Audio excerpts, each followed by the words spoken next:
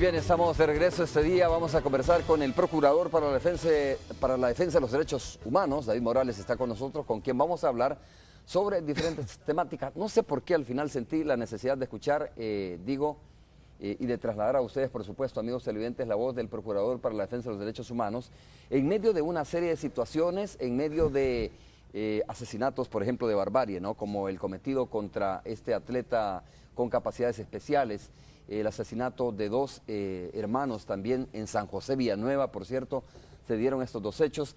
Hay varios temas de los cuales podemos conversar.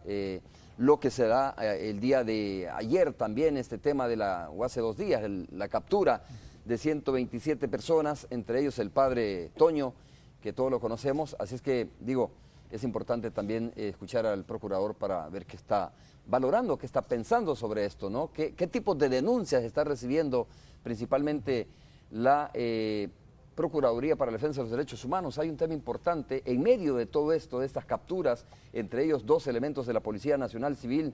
Se abre el debate, por ejemplo, de que si se debe o no se debe hacer una depuración al interior de la policía. Hay que saber si la policía está siendo denunciada.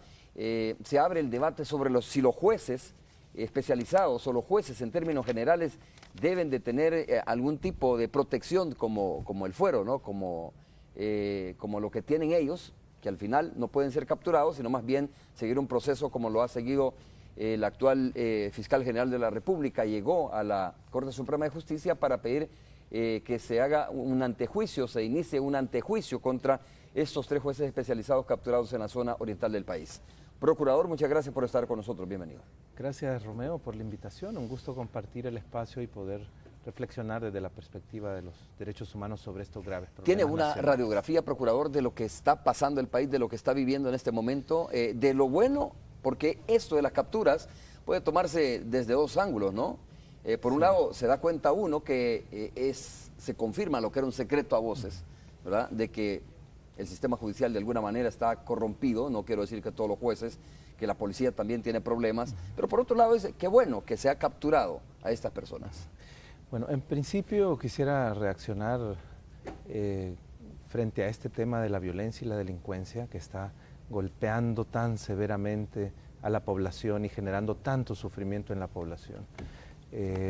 Si debemos ahora identificar dónde están las personas que más sufren, dónde están las personas más golpeadas en sus derechos humanos fundamentales, tendríamos que decir pues las víctimas de la violencia, las víctimas del delito, y también debemos voltear hacia nuestra población migrante. Nuestra población migrante en tránsito. El tema de los niños y niñas. Hemos tenido la crisis reciente de los niños que han evidenciado cómo también nuestra población migrante sufre y sufre gravísimos delitos en el camino hacia los Estados Unidos. Y los deberes del Estado de actuar, de intervenir para proteger, para prevenir, para dar asistencia a las víctimas es pues uno de sus primeros deberes, sobre lo cual yo ya me he pronunciado. De hecho, Romeo, en un programa anterior que pude compartir acá el espacio, ya destacaba yo el posicionamiento que como procurador tengo frente a este tema. Es un posicionamiento de condena a la violencia y al delito, y de exigencia al Estado para que desarrolle capacidades de atención a las víctimas. Durante muchos años y aún en las épocas del manodurismo y de las otras expresiones de la política pública de seguridad, las víctimas no han estado al centro y no se han generado programas suficientemente amplios y eficaces de protección, de asistencia, de resarcimiento a las víctimas. Es una de las demandas que como procurador he expresado ya formalmente.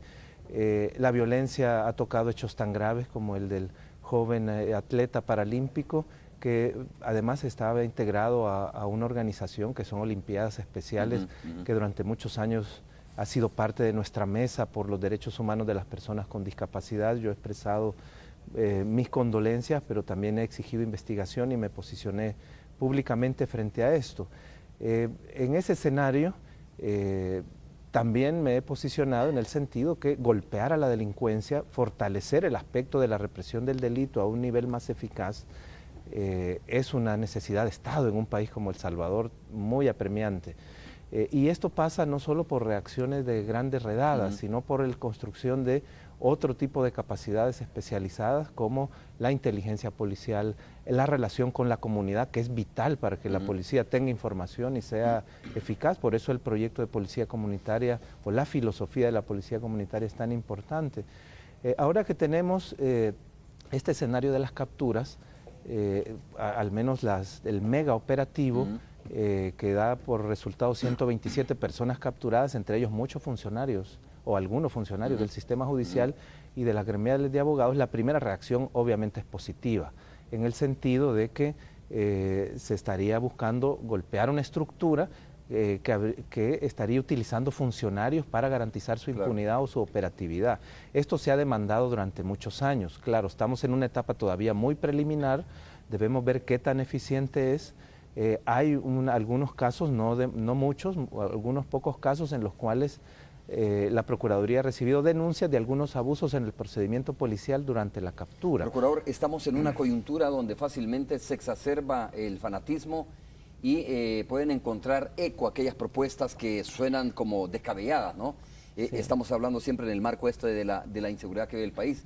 Le comento dos nada más, la reciente reforma que se dio al Código Procesal Penal, si mal no me equivoco, donde la Asamblea Legislativa, algunos diputados en la Asamblea Legislativa aprobaron precisamente que se pueda actuar en defensa propia sin tener que ir a prisión. Y por otro lado, la propuesta también de que los menores sean castigados como adultos.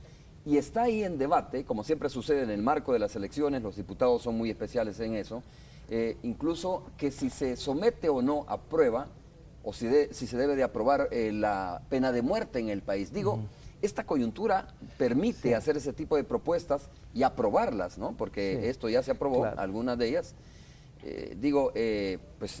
Teniendo como base la situación de delincuencia que vive el país. No, como usted bien lo dice, Romeo, hay una situación de indignación que explica por qué este tipo de iniciativas. Sin embargo, yo quisiera reflexionar con la población que no debemos caer en recetas fáciles. Esto se conoce como el populismo punitivo. El Salvador lo ha practicado durante varias décadas, es decir, desde los posacuerdos de paz y después de la reforma del 98 del sistema penal y procesal penal, lo que hemos tenido es un prolongadísimo proceso de reforma de leyes para endurecer las penas, para eliminar garantías, y se nos ha querido vender la idea que con esto se soluciona el problema. Esto es un espejismo. Realmente está demostrado que la pena de muerte en los países que es aplicada no disminuye el impacto el nivel de los delitos ni la gravedad de los delitos. Continuar con la tendencia de que los adultos no nos hacemos responsables de en qué hemos convertido a nuestra niñez y juventud, tampoco. La reforma de la legítima defensa, todo está en orden. Claro, son muy populares estas medidas porque generan una sensación de solución, pero por sí mismas, aisladas, realmente no tienen un impacto. El Salvador ha pasado 20 años haciendo eso. Por eso he insistido como procurador que debemos construir políticas de seguridad más integrales y eficaces. El manodurismo, que es la expresión donde esto cobra su mayor, dijéramos, radicalidad, donde se nos vende la idea de que con operativos policiales de fuerza y reformas penales de este tipo vamos a solucionar el problema, es la época donde más lo agravamos. Es en el manodurismo donde los homicidios se duplicaron en número, donde se quintuplicaron las extorsiones, cuando las pandillas logran un liderazgo nacional y una capacidad de articulación como nunca antes la tuvieron. Este tipo de política aislada su resultado fue un profundo fracaso que ahora es ejemplo continental de fracaso en políticas de seguridad. Entonces no debemos, creo, centrar la atención en que esto será una solución mágica, y debemos seguir insistiendo en que las políticas de seguridad, para ser eficaces, necesitan una dimensión mayor de integralidad. Debemos estar preocupados en materia de represión del delito en fortalecer la inteligencia, en fortalecer la relación de la policía comunitaria, la capacidad de la policía en su investigación científica de los delitos y la coordinación de las instituciones. Es lo que ha sido deficitario históricamente. Ahora, procurador, parece que la gente o los diputados tienen un poco la medida de la población salvadoreña, ¿no? Parece que la gente, a pesar de que sabe que es una medida como muy extrema o son medidas extremas, parece estar de acuerdo con este tipo de iniciativas. Claro. En Colombia, por ejemplo, 6 de cada 10 ciudadanos piensan que es buena la defensa propia o Claro. la legítima defensa. Aquí, como ya lo dijimos, se reformó el artículo 331 Sí, del Código Procesal Penal y la gente parece decir, eso es lo que necesitamos. Es entendible, Romeo, porque la población es quien tiene la angustia inmediata, no es quien está siendo golpeada por la tragedia, por el impacto de la violencia, la que está sufriendo la pérdida inmediata de los seres queridos. Entonces la reacción obviamente es entendible, pero el Estado debe ser más responsable. Este tipo de medidas generalmente se traducen en votos o réditos políticos a favor de los sectores, de los partidos que lo proponen, pero no son soluciones reales. Y generalmente lo que provocan son contradicciones con la Constitución, contradicciones con la legislación internacional, no solucionan el problema, pero venden una imagen que pues la población en una situación de angustia pues la recibe bien.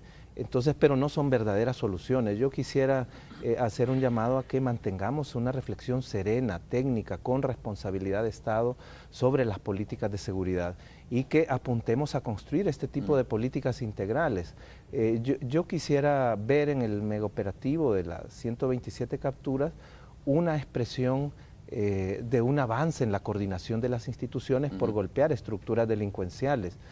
Y que esto se vaya complementando. Con un alto componente de claro. inteligencia, ¿no? En principio tendremos que ver, porque hay que verificar el desarrollo de ese proceso, si no se trata de un mega operativo con prueba relativamente débil, obviamente esperamos que no, nuestra expectativa es que tenga fundamentación. Si hay algunos casos en los que se ha producido abuso, hay que subsanar esa situación y como procurador, de hecho, yo tengo algunas denuncias ya en relación a los procedimientos de las detenciones.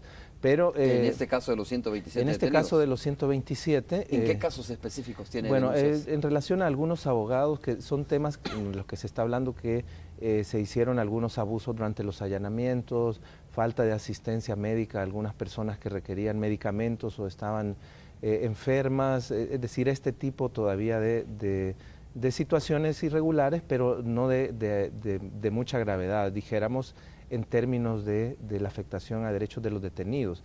Más bien hay una preocupación por el debido proceso en algunas familias de los detenidos que se han abocado a la Procuraduría. No son muchos casos, como le decía, pero dijéramos, este tipo de experiencias hay que evaluarlas, todavía estamos en una etapa muy preliminar, y seguir apostando a que la inteligencia policial, las capacidades de investigación científica, la coordinación institucional, la filosofía de la policía comunitaria, que es importante. Recordemos que quien tiene información sobre el delito primariamente es la población, porque es la que sufre, la que identifica en la comunidad a los agresores, y por lo tanto una policía que no tiene una buena relación con la comunidad es incapaz de ser efectiva. Entonces debemos apuntarle a eso, pero también a los otros componentes de la política pública de seguridad. Prevenir es necesario, prevenir no es contradictorio con reprimir el delito y sobre todo el eje de atención a las víctimas. Es lo que yo más estoy demandando del Estado. Ahora que se está hablando de reforma fiscal, pues uno de mis ejes de vigilancia al impacto de la reforma fiscal es cuánto de este dinero adicional irá a fortalecer programas de asistencia, de rehabilitación, de protección a las víctimas del delito. Dijéramos, ahora que el Estado logre más recursos, debe dirigir en la medida de las posibilidades, parte de esos recursos hacia la protección de las víctimas. Procurador, ya vamos a hablar sobre estos componentes importantes de los cuales usted está hablando también o ha comenzado a dar su opinión, pero ¿debería el presidente de la República, Salvador Sánchez Serén, vetar la reforma al artículo 231 del Código Procesal Penal que autoriza, digamos, o que legitima la defensa? Bueno, yo estoy preparando una opinión como procurador, es parte de las potestades y las obligaciones que la Constitución me mandata y me impone. Preliminarmente, es decir, está en un proceso todavía de construcción esa opinión, pero preliminarmente hay varias preocupaciones nuestras en la Procuraduría en el sentido que esta reforma podría estar violentando preceptos constitucionales. La figura de la legítima defensa ya existía regulada en el Código, es decir, no se está inventando nada nuevo y por lo tanto la garantía a esa institución procesal de la legítima defensa ya está instaurada. Eso en principio pone a la reforma como innecesaria y está abriendo la puerta a posibles abusos de particulares. Recordemos que somos un país altamente violento, hay violencia gravísima contra las mujeres, de sus propias parejas generalmente, hay violencia inclusive de agentes de autoridad, policías que se suicidan, policías que tienen también este problema de violencia intrafamiliar, tenemos muchos actos de violencia de intolerancia, inclusive de personas que asesinan a otra por un incidente menor de tránsito. Es decir, es una medida que puede, contrario a lo que pretende, potenciar actos de violencia cuando la figura de la legítima defensa ya está adecuadamente regulada. Así que hay preocupaciones graves, es muy probable que yo me pronuncie en el sentido de considerar que la medida es atentatoria de la Constitución e inefectiva. Y esto, mi opinión, por supuesto, tendría que girarla también al presidente de la República para que la considere, dijéramos, en ese siguiente paso de la formación de ley, que es el estudio presidencial para vetar o observar el decreto. Claro, usted hablaba de dos corrientes, ¿no? Y son fácilmente identificables, por decirlo de esa manera. Una, la que potencia este tipo de propuestas, las propuestas de carácter populista, sobre todo en el marco de elecciones. Y la otra que es la apuesta más contundente, más sólida, más institucional, más robusta, que es el tema este de la policía comunitaria, el tema de potenciar la inteligencia de la Policía Nacional Civil, la misma inteligencia del Estado.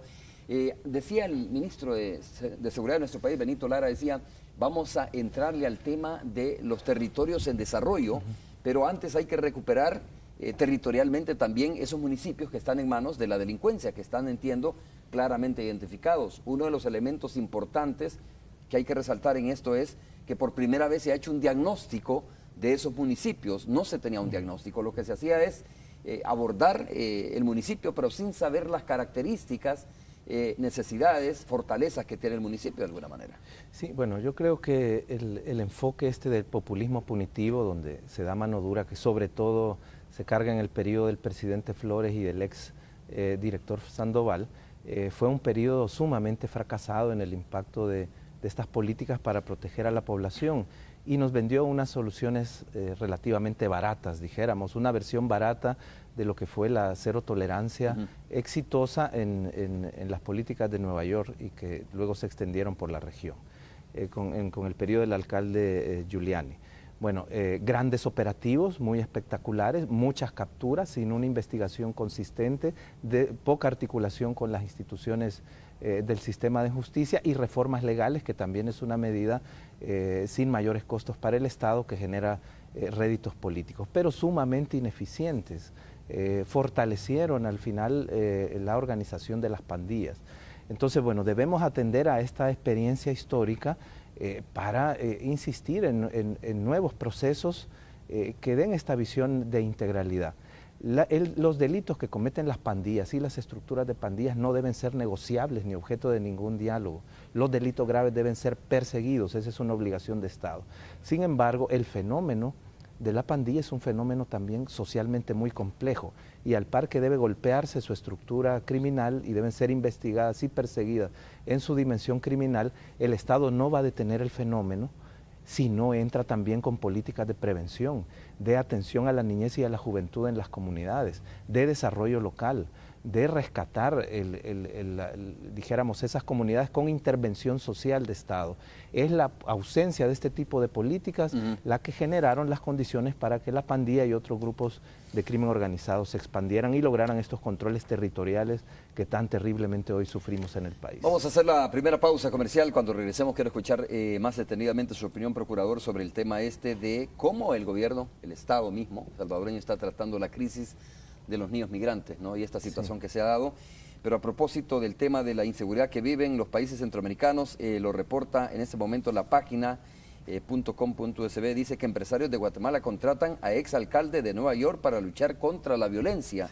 Dice que los empresarios de Guatemala contrataron al exalcalde de la ciudad de Nueva York, Rudolph Giuliani, para acompañar los esfuerzos nacionales contra la violencia que azotan al país y que se traduce, oiga usted, en un costo de unos 7.120 millones de dólares al año, ¿no? El 8.7% del Producto Interno Bruto de ese país. Así es que en años anteriores hemos invitado al expresidente, a expresidentes que vienen 1 o 2 días, dice, dan su mensaje y se van. En el caso del señor Giuliani, lo que hicimos fue un contrato de acompañamiento a todo el proceso de la propuesta según los empresarios de ese país. Ahí está.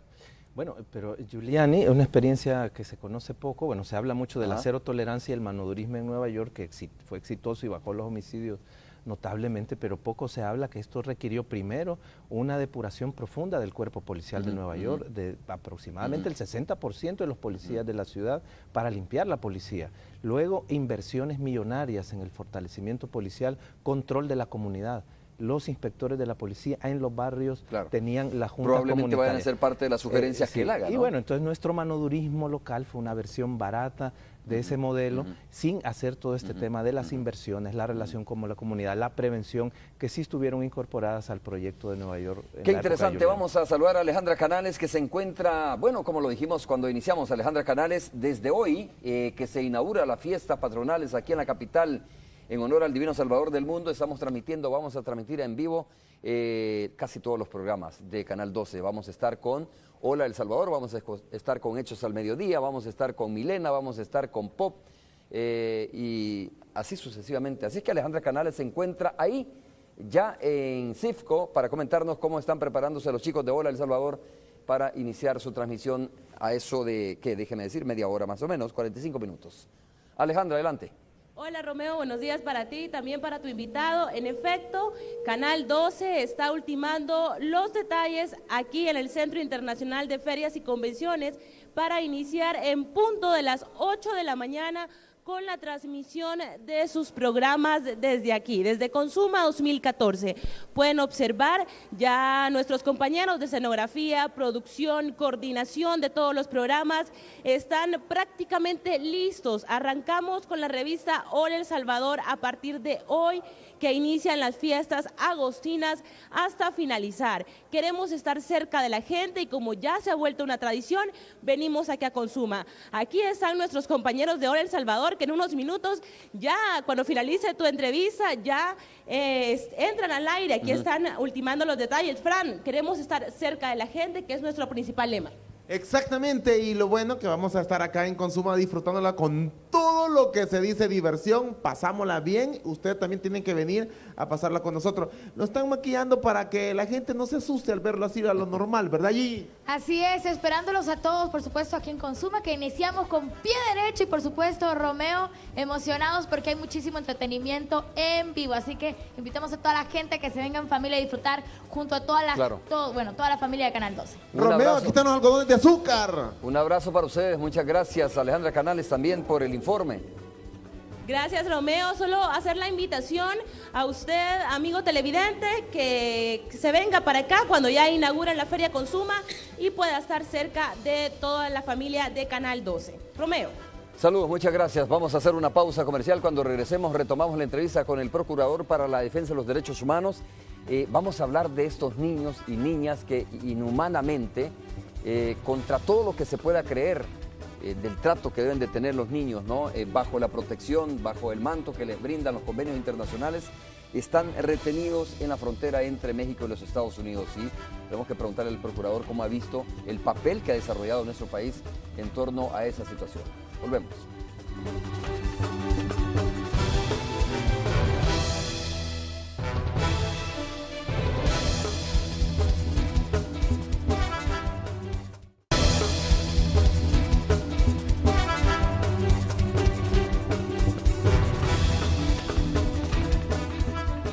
No quiero pasar al otro tema, el tema de los niños inmigrantes, sin antes preguntarle también al Procurador para la Defensa de los Derechos Humanos esta situación del padre Toño, que hay que decirlo, es una situación, dos cosas distintas. Lo que pasa es que sucedió el mismo día, la misma noche, entiendo, pero se trata de dos situaciones distintas. Una, la captura de estas 127 personas vinculadas al crimen organizado, narcotráfico, tráfico de influencias, etcétera, y otra es una captura del padre Toño, donde se le vincula a una estructura pandilleril y que se le acumulan al menos 3 delitos, entre ellos también tráfico de influencias y de haber introducido ilícitos a centros penitenciarios. Sí, no quiero, Romeo, desaprovechar el bloque para devolver el saludo a Alejandra Canales y el equipo de Canal 12 en la feria. Sí, vamos a estar en la feria. Y bueno, la entrevista inició muy intensa con la problemática nacional, pero sí quiero enviar un saludo y un reconocimiento a todo el gremio de periodistas que estuvo ayer conmemorando su día. En efecto, hemos tenido esta semana también intensa en actividades noticiosas y del sistema de justicia, este mega operativo y además la captura del padre Antonio Rodríguez. Son dos situaciones distintas, como ya el señor fiscal lo aclaró en su conferencia de prensa. Ya me posicionaba en relación al mega operativo. Sí debo lamentar que como Procuraduría estamos siendo obstaculizados en nuestra labor de verificación de los casos en las instalaciones de la DAN por los oficiales a cargo. Yo estaré tratando de entablar comunicación con el director general para superar esta situación. Pero en general, dijera, hay una expectativa positiva de que se está tratando de golpear una estructura delincuencial y a funcionarios involucrados. El caso del padre Toño es otro caso en el cual él ha sido detenido, acusado de introducir ilícitos a los centros penitenciarios. Es un caso que también estamos dando seguimiento como Procuraduría. La particularidad en este caso es que el padre Antonio se trata de un sacerdote que hace una labor muy crítica hacia las instituciones del sistema de justicia y hacia su desempeño o abusos de funcionarios.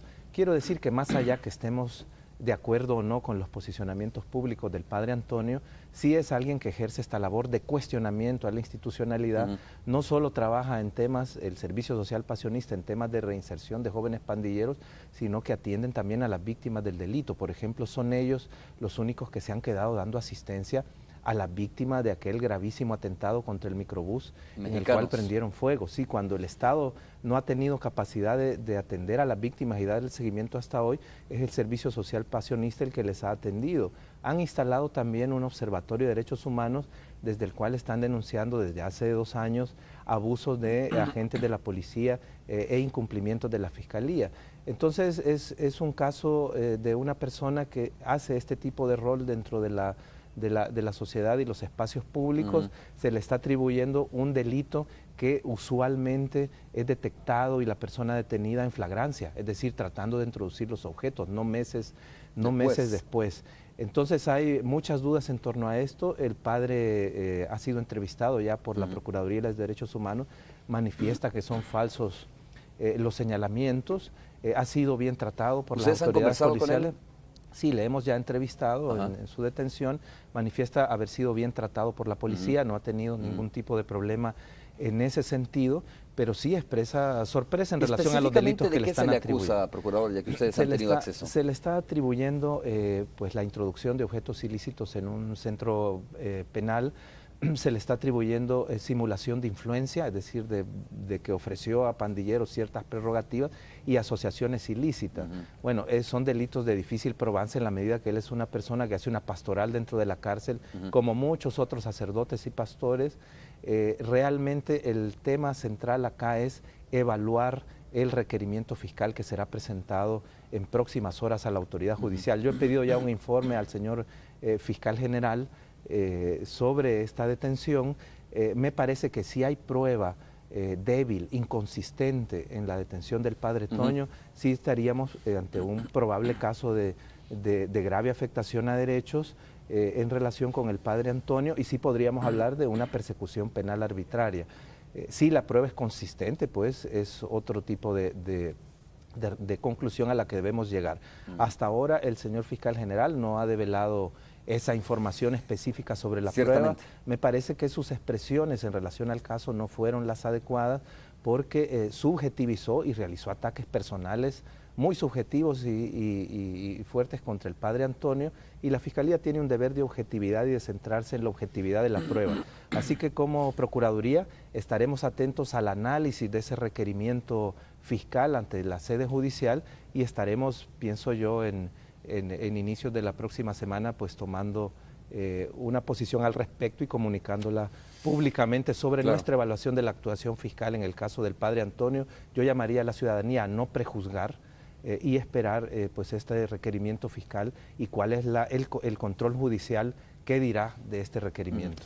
Por cierto, mire, Semujer ha girado un comunicado que dice de la siguiente manera, es muy breve, se lo voy a comentar, se lo voy a leer. Dice: es nuestro deber manifestar a ustedes nuestra preocupación por la situación que enfrenta el padre Toño Rodríguez, motivo por el cual consideramos necesaria una reunión con el señor fiscal general de la República, licenciado Luis Martínez, para dejar sentada nuestra inconformidad por los procedimientos, dice, utilizados en la captura del padre Toño, así como que se garantice el debido proceso y el respeto a los derechos humanos de la persona.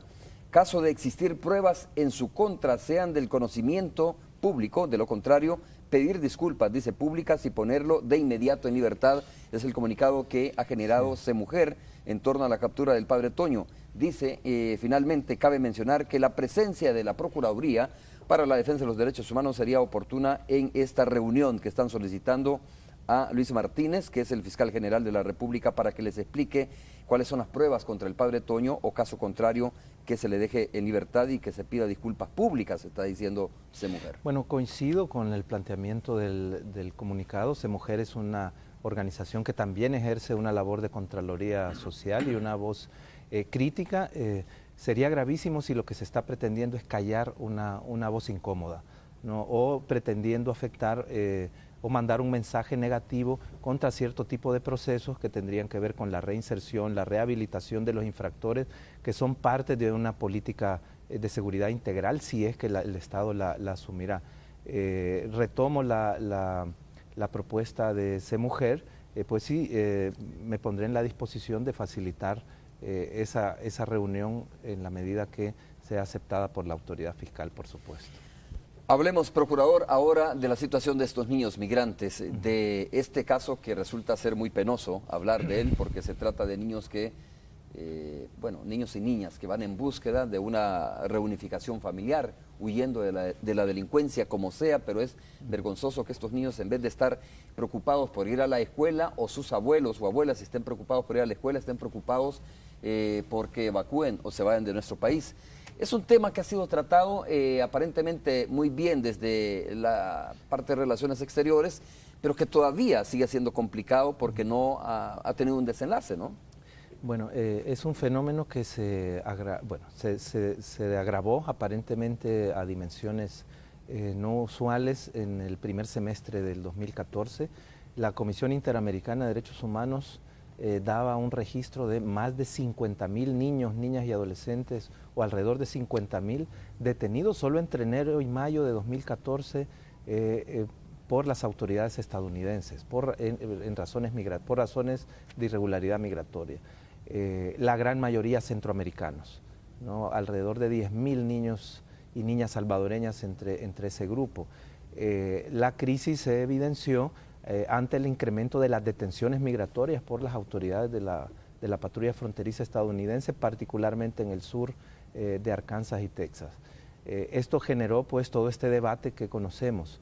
La situación de los niños y las niñas, más allá de este repunte, es una situación permanente que tiene que ver con la grave situación que sufren nuestros compatriotas que van en este tránsito migratorio, tanto en los países de tránsito, de desplazamiento, como en los países de destino. Debo decir que año con año son más de 30.000 o cerca de 30.000 las personas deportadas salvadoreñas desde México y los Estados Unidos. Y las cantidades de niños son de muchos cientos, son alrededor de 1.500 niños cada año deportados desde los Estados Unidos y México. Si bien tanto Estados Unidos como México tienen un sistema especial de tratamiento a los casos de los niños y las niñas, este sistema se ve normalmente desbordado y nuestros niños y niñas quedan en condiciones de vulnerabilidad, de afectación de derechos, de angustia, de incomunicación con familiares, sin contar con servicios esenciales. Por ejemplo, en México los albergues para niños solo aceptan niños hasta los 12 años. De 12 a 17 van con los adultos y comienzan a sufrir una serie de precariedades que afectan sus derechos. En el caso de Estados Unidos, este último repunte de las detenciones migratorias llevó a que los niños pasaban mucho tiempo con la patrulla fronteriza en lugares inadecuados y comenzaron a ver afectados seriamente sus derechos y a no recibir la asistencia que requieren. Frente a esta situación, hemos demandado no solo yo como procurador de El Salvador, sino también junto a los procuradores de derechos humanos de Guatemala y Honduras, hemos demandado de las autoridades de los Estados Unidos y México que en sus procedimientos internos de atención a estos casos hagan prevalecer el interés superior de los niños, que es un principio universal de derechos humanos. y parte del cumplimiento a este principio es facilitar la reunificación familiar. Hemos tenido una posición de rechazo a cualquier medida excepcional que busque la deportación masiva por razones de seguridad o razones administrativas, o la deportación automática. El marco legal estadounidense no permite este tipo de deportaciones automáticas, requiere que los casos se ventilen uno por uno, que los niños vayan a un juez migratorio que debería aplicar este tipo de principios y privilegiar la reunificación familiar. La respuesta del Estado salvadoreño, y también debo decirlo, de los gobiernos de Guatemala y Honduras, ha sido positiva en la medida que retoma este enfoque de derechos humanos que debe tener el tratamiento de esta crisis. Hablan de reunificación, hablan de fortalecer la protección consular para estos niños, niñas y para los migrantes, y están hablando de, por la vía diplomática al más alto nivel, mejorar las condiciones en las que se encuentran, pero esto no basta. Debemos atender las causas estructurales que generan el ciclo de la migración, y esto tiene que ver con la violencia, que ya lo hablábamos, tiene que ver con la gran necesidad de reunificación familiar que ahora hay con la tercera parte de nuestra población viviendo en el extranjero y sobre todo en los Estados Unidos, tiene que ver con la mejora de las condiciones de vida de la población. Aquí debemos tener en cuenta algo. Ya El Salvador comenzó a construir una apuesta importante. Esta apuesta es el sistema de protección de niñez y adolescencia, que es el sistema CONNA-ISNA, y el sistema de protección a las personas migrantes, que es la ley de protección a las personas migrantes y su consejo rector, que es CONMigrantes. Este consejo está llamado a diseñar políticas públicas de prevención de la migración, de reincorporación económico-social de la población deportada, ¿funciona de ese desarrollo consejo? de las localidades. Entonces la apuesta está construida, pero ¿qué ocurre? La ley se aprobó en 2011 y a esta fecha CONMigrantes no tiene un presupuesto asignado. Los presupuestos de CONNA-ISNA siguen siendo deficitarios. Estas miles de personas deportadas, por más que haga esfuerzos las instituciones de humanizar la recepción, no son objeto de un seguimiento. Dan la vuelta y se regresan. Bueno, CONMigrantes es un ente rector de carácter plural. Al igual que instituciones como CONNA, como ISNA, tienen una representación de diversas instituciones del Ejecutivo, pero también otras autónomas, Procuraduría General, municipalidades y sociedad civil. Esto es importante. En el caso de CONMigrantes, inclusive representantes de salvadoreños en el exterior. Entonces, el Estado necesita más recursos. Por eso el tema de seguridad, una política con una institucionalidad de funcionamiento más integral, y el sistema de atención a la migración, de prevención de la migración, de atención a la situación de nuestra niñez para prevenir migración y violencia, pasa por el tema de mayores recursos para el Estado. Por eso es importante la reforma fiscal. Pero CONMigrantes como si no existiera entonces en este momento. Bueno, CONMigrantes... porque no tenía los recursos para poder CONMigrantes ha hecho un gran esfuerzo trabajo. por instalarse, por generar su plan quinquenal, por comenzar a formular los diseños de la política pública, pero funciona básicamente con un mínimo de cooperación internacional y con el esfuerzo propio que la Cancillería hace para sostenerle dentro de sus instalaciones y apoyarle. ¿Verdad? La Cancillería preside CONMigrantes a través de la viceministra para salvadoreños en el exterior, pero aún no hay recursos para CONMigrantes. Entonces, si bien tenemos avances positivos en materia de legislación y de institucionalidad, todavía no están los respaldos necesarios y el Estado debe ser más efectivo en el destino de recursos a estas instancias. Y por eso estoy atando yo el tema a la reforma fiscal como necesaria para poder atender estas áreas críticas. Procurador, de nuestra ¿ustedes población. han visitado, han podido constatar de primera mano la situación que están viviendo estos niños en la frontera? Bueno, en esta coyuntura específica no hemos tenido los recursos para poder acompañar las delegaciones, viajar. Pero sí, la Procuraduría ha tenido ya el seguimiento a esta experiencia y estamos en una articulación con la Cancillería y las organizaciones de niñez para tener información de primera mano y poder también incidir positivamente en el esfuerzo que ya están iniciando estas instituciones. Hay ahora un comité de alto nivel, Cancillería y Sistema de Niñez, para atender la problemática, que yo creo que es un paso importante para avanzar en una atención más integral del problema y no solo en la atención de la emergencia de los niños en la frontera. Sí, esto no resuelve el asunto, ¿no? No lo resuelve. Esto simplemente es una reacción a un fenómeno que no le hemos podido erradicar, que es, digamos, las causas por las cuales la gente se va de nuestro país o los niños. Claro, se va por falta de oportunidades, ahora se va por necesidad de reunificación familiar. por violencia. Y a veces la decisión de emigrar no se toma por una sola causa, sino por una conjunción de causas. Es decir, es una decisión compleja. Las campañas son importantes, pero las campañas no resuelven tampoco el problema. Debe haber inversión social en los territorios, debe haber presencia del Estado con una participación protagónica de los municipios en las comunidades para prevenir violencia y para prevenir migración. Por eso el Estado debe proyectarse hacia eso y debe obtener los recursos para eso. La gran lección que nos deja la historia reciente de El Salvador es que tuvimos la oportunidad con los acuerdos de paz de construir un Estado garante y fuerte, un Estado garante de los derechos humanos y fuerte, y la imposición de políticas económicas neoliberales impidió la presencia del Estado en los territorios. No debemos repetir esa historia. El Estado debe salir a la inversión social, a la intervención en las comunidades, si no, no tendremos soluciones de mediano y largo plazo efectivas al tema de la migración o al tema de la violencia. Vamos a hacer de nuevo una pausa comercial, la última pausa, regresamos.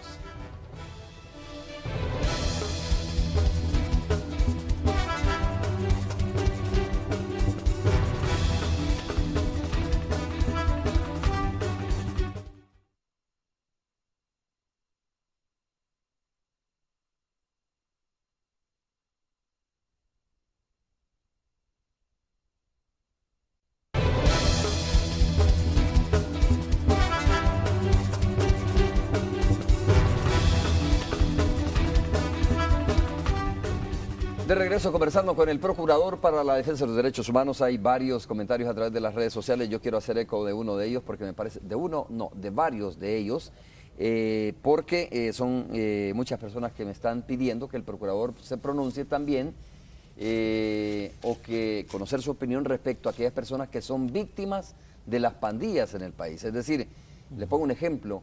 ¿Qué tiene que decir el Procurador para la Defensa de los Derechos Humanos a los familiares, a los padres, ¿no?, de este niño de atleta especial que fue asesinado en San José Villanueva? Porque dice, la Procuraduría siempre defiende a los malos, no sé, ese concepto que se viene manejando desde hace bastante tiempo. Procurador, ¿cuál es su opinión respecto a este tema? Es importante tocar este tema, Romeo, para explicar a la población. De hecho, en la mayor parte de la entrevista he estado hablando en relación a las víctimas de la violencia y el delito. La labor de la Procuraduría debe ser una labor de acompañamiento a las víctimas de la violencia.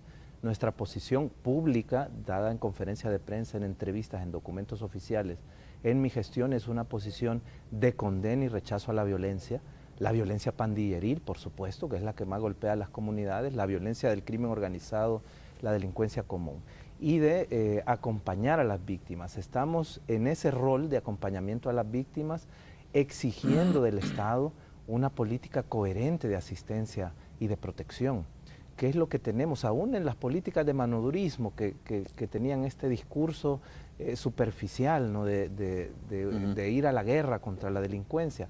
Han abandonado las políticas de seguridad a las víctimas.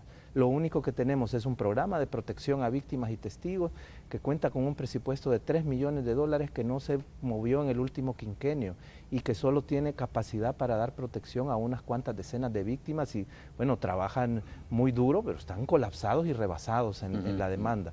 Entonces no hay inversión de recursos en las víctimas, no hay programa de atención psicosocial, no hay programa de rehabilitación, no hay programas de resarcimiento, inclusive económico. Debería existir un fondo para aliviar en lo mínimo a las víctimas y para dar protección. Entonces no hay una inversión. En prevención solo se destina el 1% del presupuesto de seguridad y de ese 1% la mitad va al sostenimiento de algunas instituciones como la Comisión Antidrogas. Es decir, no hay inversión en la comunidad tampoco. Entonces esta situación se debe revertir. Las víctimas deben estar en el centro del interés y de la prioridad del Estado. Yo pasaré toda mi gestión demandando esto del Estado y daré un seguimiento ahora que hay una reforma fiscal que valoro positiva, aunque es insuficiente, para que algunos de los recursos adicionales, en lo posible, vayan a estos programas a favor de las víctimas. Yo he pedido también un acompañamiento directo de nuestro personal a la familia del joven atleta paralímpico de San José Villanueva. Él y la organización a la que pertenecía, Olimpiadas Especiales, es una organización cercana de la Procuraduría, con la que hemos trabajado el tema de reivindicación de los derechos de las personas con discapacidad, y estamos en varios casos atendiendo víctimas y gestionando ante las autoridades que le den la protección debida, víctimas de pandillas. Entonces somos vigilantes del debido proceso. El Estado no debe responder de la misma forma que el criminal, el Estado debe responder con responsabilidad, con aplicación rigurosa de la ley, y debe ser contundente frente a los delincuentes. Es decir, por eso decía yo, los delitos de las pandillas, de los pandilleros, no son negociables, no deben ser objeto de negociación. Los criminales de pandillas o de crimen organizado deben ser perseguidos, juzgados y sancionados. La complejidad del fenómeno obliga a que el Estado además tenga otros tipos de intervención, como la prevención, la rehabilitación, la protección de las víctimas. No son antagónicos represión, prevención y atención a víctimas, son complementarias. Sin embargo, en este fenómeno de la violencia, la más impactada es la población que sufre los delitos, y por eso el enfoque prioritario del Procurador de los Derechos Humanos es en solidaridad y acompañamiento en el ejercicio de su mandato a las víctimas, pero sin perder la rigurosidad de exigir a las autoridades policiales y fiscales el cumplimiento de la ley. Los abusos policiales, que son los más denunciados en la Procuraduría, y los incumplimientos o los fallos de investigación de la Fiscalía, a quienes golpea es a la población también inocente. Entonces una población que puede sufrir el delito, además va a verse revictimizada por la actuación de la autoridad. Es en esos dos ejes, que tampoco son contradictorios, que la Procuraduría interviene. Nos han vendido esa idea falsa de que derechos humanos es contrario a seguridad, y que para lograr seguridad... Que protege a los delincuentes, ¿no? Que para lograr seguridad debemos violentar derechos humanos. Esa es una tesis falsa. Muchísimas policías efectivas y democráticas del mundo son muy eficientes respetando derechos humanos. Es parte de la eficiencia policial. Esto está demostrado también en El Salvador. Hay muchos buenos procedimientos policiales, buenos policías, buenos fiscales y juzgadores que, respetando la ley, aplican con rigurosidad la misma en materia de persecución y represión del delito. Pero ese es, dijéramos, el enfoque integral que la Procuraduría debe aplicar, y es importante explicarlo a la ciudadanía para que pueda aprovechar el servicio que la Procuraduría puede darles en esta materia de protección. Quiero retomar un tema ahora mismo que está hablando de la Policía Nacional Civil. Procurador, ¿es inevitable o impostergable, mejor dicho, una depuración de la Policía Nacional Civil? Sí, bueno, el control interno y las depuraciones de las policías son procesos que deben ser permanentes, ¿verdad? Una de las características para construir una policía democrática que los acuerdos de paz plantearon era un fuerte mecanismo de control interno, y se crea la institución de la inspectoría, en ese momento más independiente por sobre el director general, y bajo, dijéramos, la conducción del ministro, en aquel momento el viceministro de Seguridad. Son necesarios porque el crimen organizado típicamente intenta infiltrar y controlar las instituciones del Estado. Esto no solo en El Salvador, en cualquier país del mundo las mafias y el crimen organizado funciona bajo la lógica de infiltrar las instituciones. Entonces, las instituciones, sobre todo las de seguridad, deben tener mecanismos sólidos de control interno y de depuración.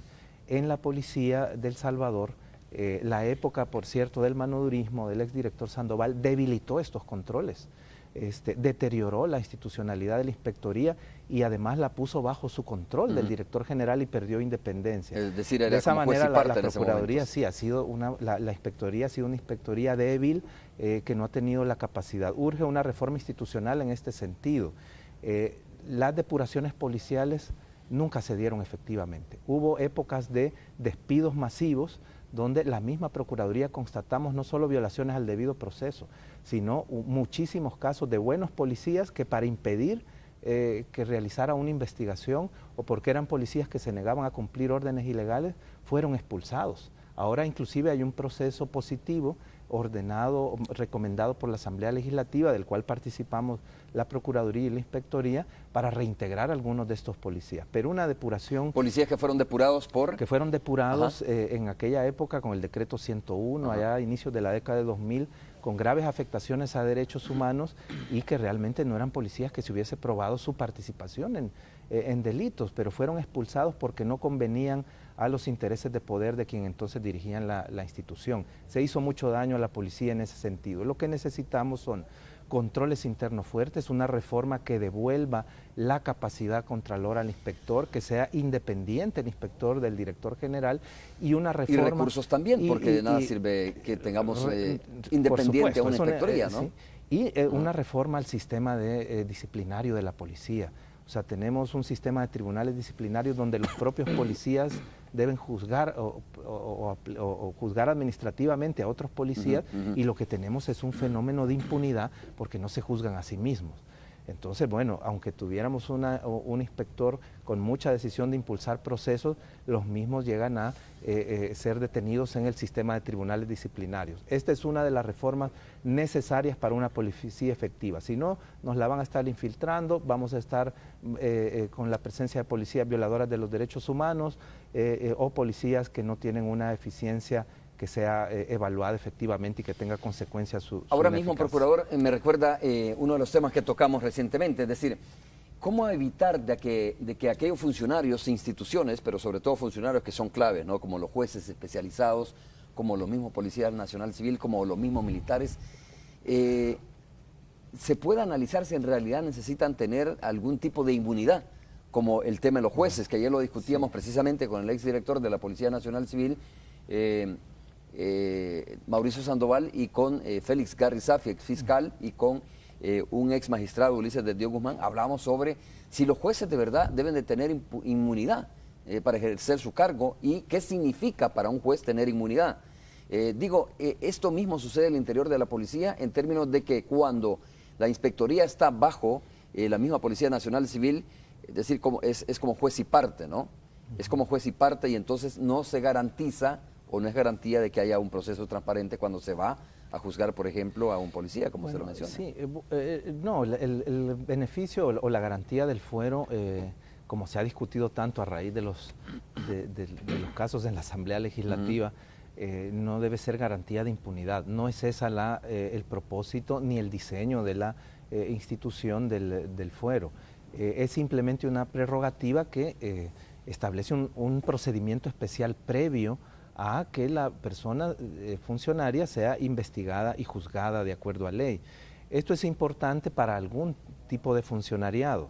Por ejemplo, en el caso de los diputados es importante el fuero para que se ejerza sin abuso, pero se ejerza debidamente la libertad de expresión, porque son funcionarios que precisamente el debate y la contradicción de ideas y la libertad de expresión en su máxima expresión debe ser ejercida en razón del principio de debate parlamentario, que es esencial en las democracias.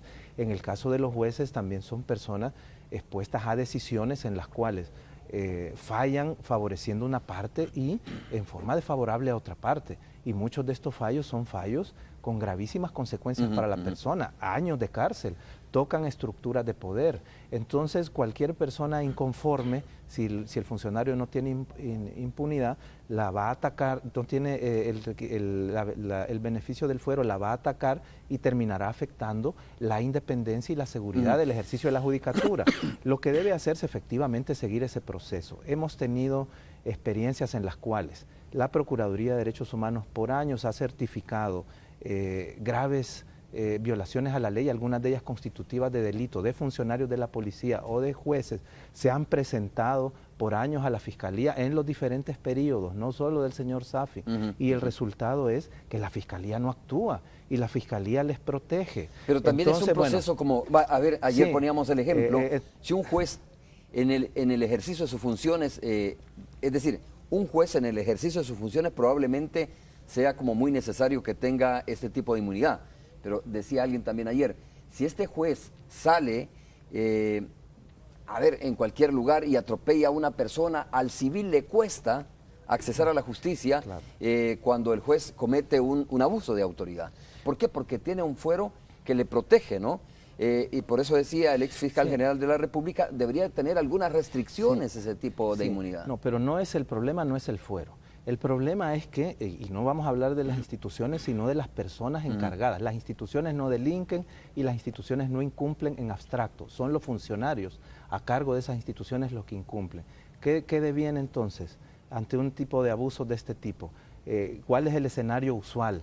el Departamento de Investigación Judicial de la Corte Suprema de Justicia engaveta los casos y no los tramita, y tiene una deuda mucho más grande que la policía en materia de depuración judicial. Y aquí podemos... De jueces que están siendo señalados o que han sido que deben ser denunciados. investigados administrativamente. Y aquí tenemos también negligencias de la misma Corte Suprema de Justicia, que debería impulsar de manera más efectiva la depuración. Tenemos fiscales generales que ante este tipo de casos tampoco actúan. Por eso es positivo el mensaje de que ahora, en este caso de los 127, se detienen jueces, se activa el proceso, se ha movilizado la Corte Suprema de Justicia y los ha suspendido y está llevando adelante el proceso que la ley marca. Entonces son las instituciones encargadas de actuar frente a un juez, frente a un policía que abusa, las que incurren en responsabilidad por no actuar conforme ley. Entonces es fácil decir, quitémosle el fuero, pero no veamos las responsabilidades del fiscal general, no veamos las responsabilidades del Departamento de Investigación Judicial. Es decir, que tienen que funcionar las instituciones. No, y este es el criterio de derechos humanos. Ahora por eso la Corte Interamericana de Derechos Humanos en sus sentencias, y en sus sentencias para El Salvador, por ejemplo en el caso de la masacre del Mozote, es muy contundente la Corte en esto, son responsables también fiscales, jueces y policías que favorecen la impunidad porque no actúan oportunamente para investigar a los funcionarios que han cometido la infracción. Entonces, como Procuraduría, esa es la vigilancia que pondremos. Es decir, la institución del fuero, ¿verdad?, del antejuicio es importante porque garantiza la función, garantiza el ejercicio adecuado de la función. Los que fallan son los encargados de investigar y de actuar frente al que abusa. Y aquí se van este tipo de instituciones contraloras. ¿Y esto tiene que ver con la responsabilidad? idoneidad con que se exige a los funcionarios o se elige a los funcionarios algunas veces? Bueno, que es otro gran tema, ¿no? La elección de funcionarios, la selección de funcionarios. Me parece a mí que toda esta discusión, si son partidarios, si no son partidarios, etcétera, se ha ido realmente a aspectos secundarios. Lo importante, lo central, lo que resolvería el problema es que El Salvador tuviera un mecanismo fuerte, garante, efectivo de selección de funcionarios, especialmente de jueces y de juezas.